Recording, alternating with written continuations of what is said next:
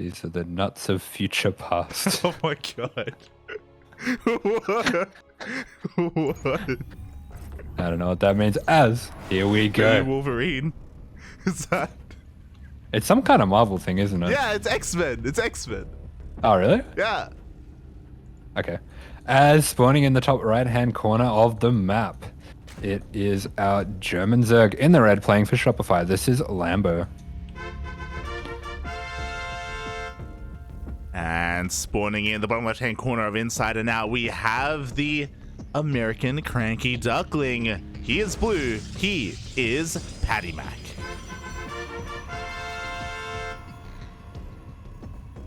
You reckon it stands for Macklemore? Patrick Macklemore? Patrick Mac. Yeah, he's the famous. So he got $20 in his pocket. He's going to the Salvation Army.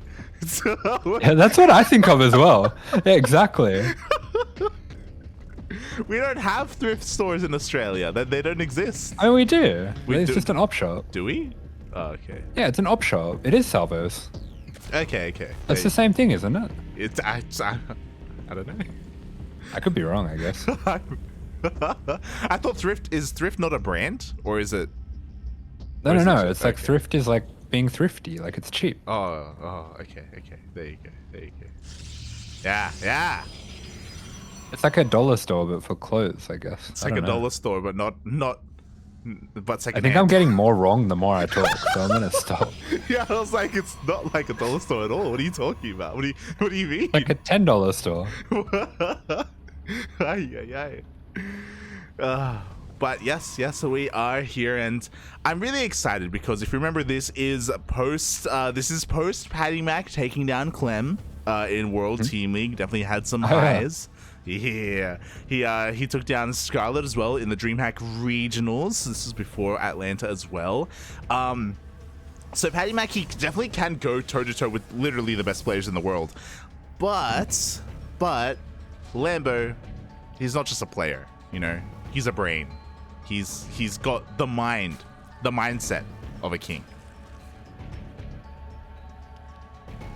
It's Zerg. What are you trying Pretty to tough. say? What are you trying to say, Asher? What are you trying to say? That's his best quality. No, he's a very clever player, and he's very good at adjusting mid-series to how the opponent is playing as well. And we're seeing in this game, he's gone for, I believe this is a slightly later third. Patty actually didn't scout at all this game, so he went for gas first, no scout, straight into Stargate. So playing a very standard build, but without the scout. So it's kind of the classic NA versus EU disrespect, where it's like you think you're the better player, you're European, so you're just going to play the most safe standard build ever. I don't need to scout you, and he's right. Yeah. I mean, PattyMac is getting away with it because Lambo is playing very standard, and PattyMac is doing something that we haven't seen before. Like, we know all about the PattyMac special, right? Going into 3-gate Glaveless Adepts. But this Madman went Stargate opener into a Void Ray first. Yeah, very interesting. So one of the things I really like about these Void Ray openers, it's a bit like going with Viking opener for the Terran, where because you clear out these first few Overlords, you can play a lot of different builds that start this same way. And you can use this Void Ray to kind of balance that range of builds. So since you always clear out the Overlords and there's this little gap here where the Zerg is in the dark, you can play a lot of different ways from here. We can see Lambo already has some Spotterlings out on the map, so he is going to be trying to double check what's going on here. Yeah, he's trying to ascertain exactly what is happening. His Ling is now in between the bases, going to check and confirm that the third is being taken, maybe even check to see if +1 flyer attack is going to be on the way. The Void Ray across the map just doing a little bit of damage, you know, just forcing all the Overlords back, as we do have Oracles as a follow-up. Yes, going to be going into Oracles. Got that Twilight Council coming down behind this. So just this very standard style that's been so popular lately of the Oracle into ground toss, it's looking like so far. Looks like he might be trying to use this Void Ray as well, just to sell the story that he's not making the Oracles. Yeah, exactly. I mean, the first Oracle was revealed, but we do have a second to meet up with the first and have that one-shot potential here. Lambo isn't taking any chances. He does have a Spore in every single base. Ooh, bar the main, though. So there is potential for damage if PattyMac does go straight there, but he doesn't know, of course, that we are missing some of that critical defense. Ooh, as from here, he's going in to Glaive Adepts. Yeah, beautiful. So that's straight up Star Glaives. Going for so many Oracles as well is really going to throw Lambo off here. Looks a lot like just going into a standard build. And this Glaives, of course, is very delayed, but that's what's most likely to make it work. Yeah, that's what's terrifying about it. In total, we're going to have 6 gateways, by the way, so that's a lot of production here for these Glaive Adepts. Both of the Oracles tried to dip in towards the third base, but the Queens were in position. PattyMac didn't go straight into the main, so it looks like Lambo is going to be able to secure all of his bases. So economically, Lambo's done a great job at just keeping his workers alive.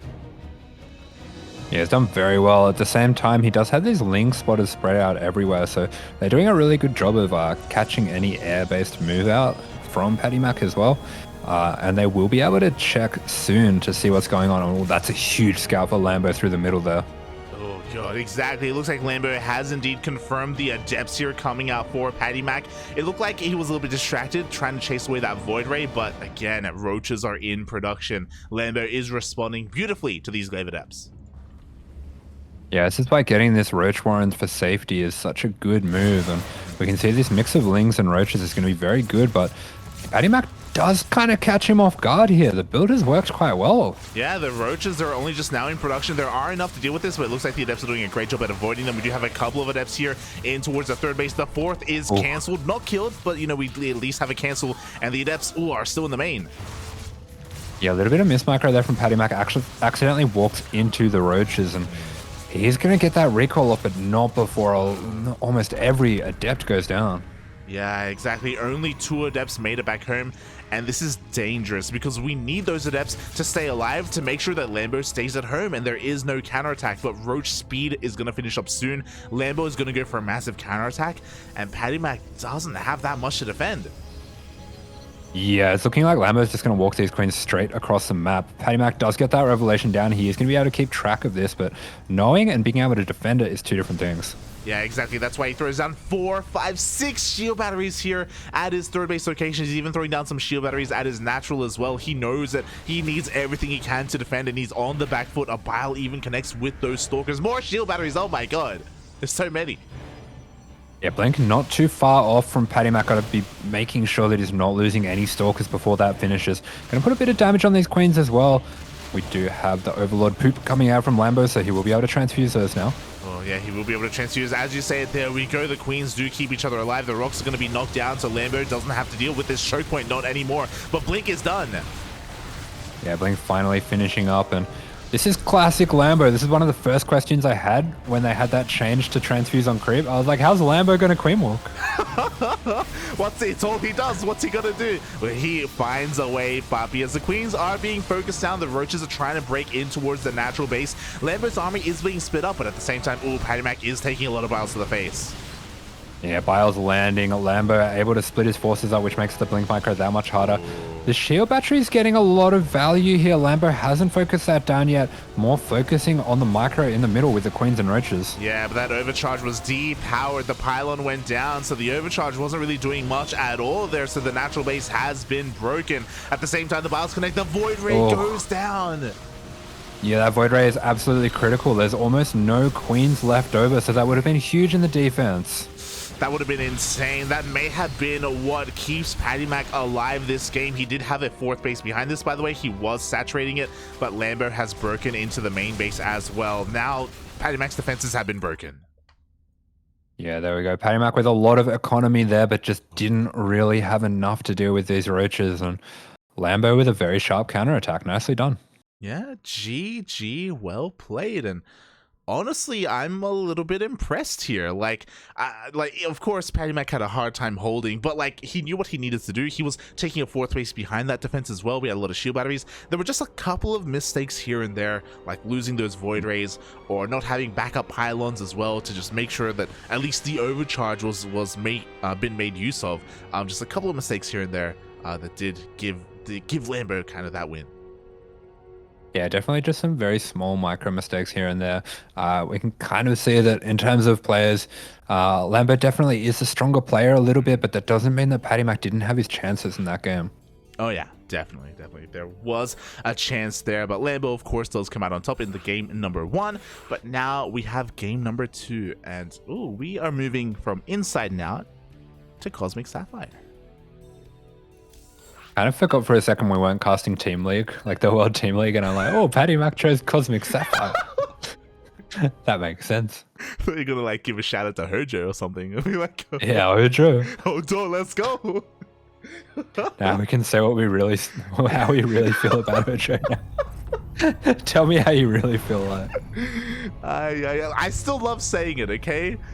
I think there were, fun fact, I think last World Team League there were people that were trying to Google it, and I don't think in the Western world we can actually access Hojo.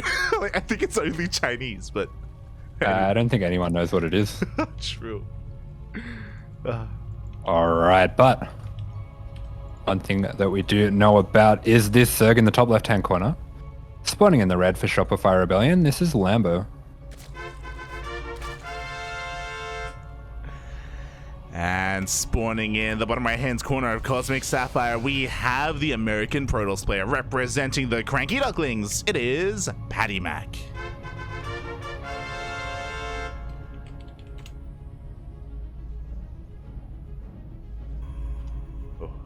What is happening in the chat? He's going to scout this time. He's called Puncher of Kittens. Oh my god, what an animal. Leave Rufus alone. Oh my god. Just try to punch him. He'll mess you up, mate. Oh my god. I mean, he messes me up recreationally, so he gets a lot of practice. You don't mess with the Rufus, pup. You don't mess with the Rufus.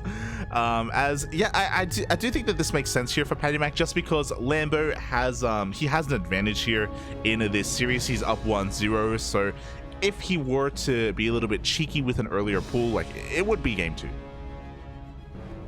Yeah, I would agree with that. He does get that extra scanning as well, so that is going to help him out here, as well as being on this smaller map. I do think it can be a little bit easier to deny scouting on this map as well, just because you can get pylons right out on the edge of the bases, so you can see these overlords really early when they're coming on in. Yeah, you really can, and again, that will help, I guess, in a way from both ends when it comes to scouting and keeping an eye on things. And yeah, I expect to see a different game from PattyMac. I'll be honest, like, going for the Void Ray first into all those adepts, going for the, I think you called it the Starglaive opener? Yeah, build? Starglaives. Yeah, like, that variant specifically, I haven't seen from PattyMac too much, so I like the idea of him maybe like saving some specific builds just for Lambo, as they did have a bit of a heads up. They had a little bit of prep time a couple of days before they played out their groups. Yeah, absolutely, but I actually like this a lot more, just going for his tried and tested, what he's more comfortable with, and something that Lambo might not have that much experience playing against either. Yeah, as we do have the second gateway in the main base as well. So this is looking like that PattyMac special, the Glaiveless Adepts, into the recall. Yeah, the 5 Adept Shade Recall Extravaganza. I wonder if there's a situation where you don't recall. No. Even if you're dealing damage, recall anyway. You just recall. It's like, get out. Get out. Pull out. He's the master of pulling out. He's like, I'm young. I don't have the kind of money for this. I'm pulling out. I'm pulling out. Halfway through, he doesn't care. Okay, he's a responsible human. All right, he knows. He doesn't want to end up like his dad. He just it's like, babe, it's November. I hope you understand.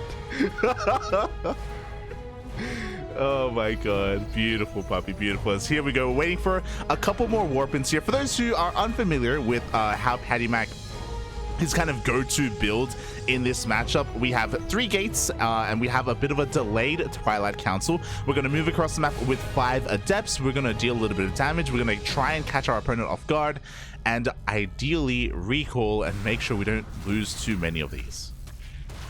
Yeah, exactly. You do want these adepts later on for the timing, but this just kind of forces units out of the Zerg, just makes things a bit awkward, a little bit harder to read, and it can be hard to tell if the commitment's going to be there. But meanwhile, PattyMac, he hasn't gone for a robo. I love this for Lambo, actually going for the double Overlord Scout. So really wants to make sure that he sees everything that's going on from the Protoss. Yeah, Lambo, he gets into the main base. He hasn't seen the Twilight Council yet, but he soon will see it researching, and then he's going to know 100% what exactly is going to be coming his way. For the time being, the Adepts are once again threatening, but here we go. The Lynx come in for a full surround, and there's that recall.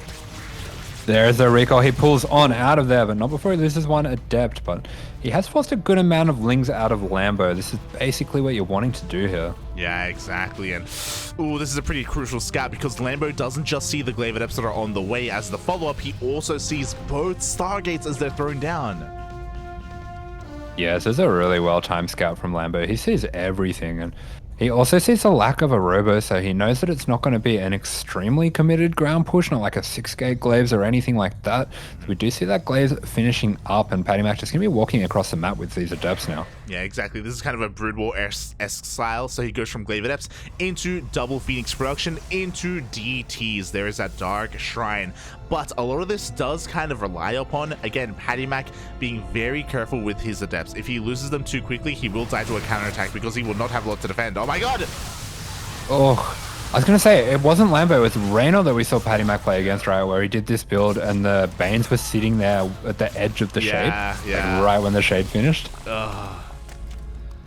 I'm getting Waterfall flashbacks as that did happen on Waterfall against Reyna, and we see basically a very similar thing just happened. The Banelings crashed on forward, every single Adept just went down, and now PattyMac, he's being forced to make Void Rays right now because he literally has no units.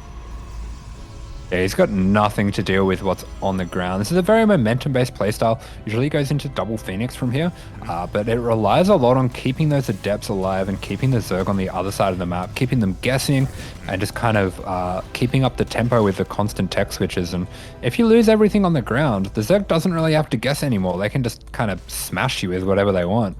They really can, and honestly, Lambo could have. If he had gone across the map immediately, I wouldn't have blamed him. It would have made plenty of sense. Instead, he wants to play it out safe and conservative. He's just taking another base, he's droning up, he's working on his upgrades.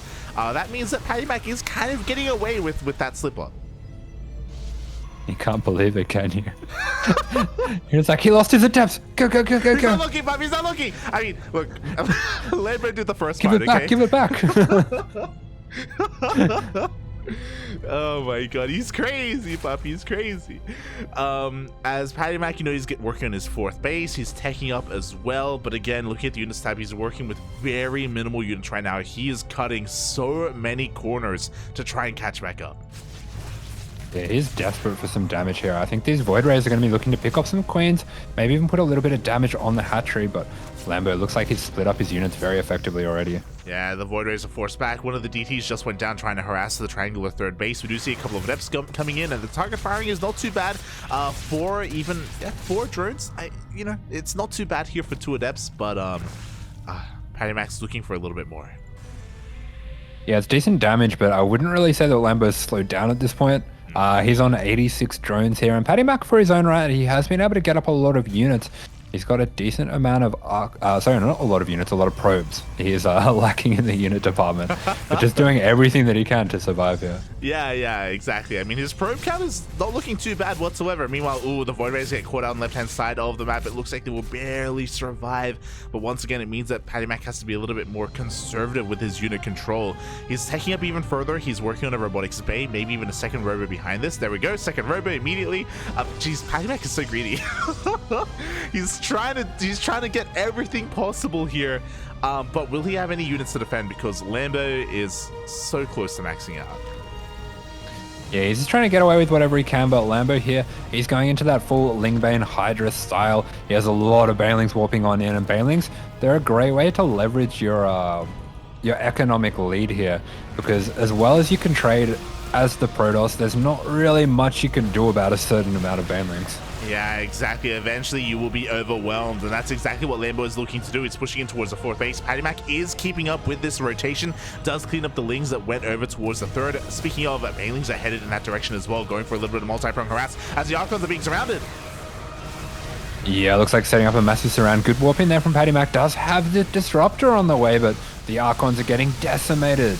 Oh, they really are. Purification Nova is going to be going off. Does take down 2 Hydras. Not the worst connection here, but there are no shield batteries. There's nothing to support, and the Archons are going down.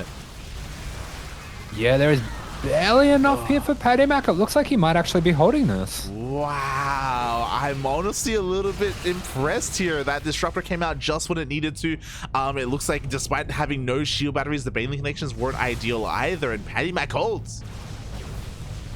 Our Protoss, baby. We do see a few more creatures going down. Lambo going to be looking to spread that creep right up to the edge of the bases and just have this non-stop Lingban Hydra push.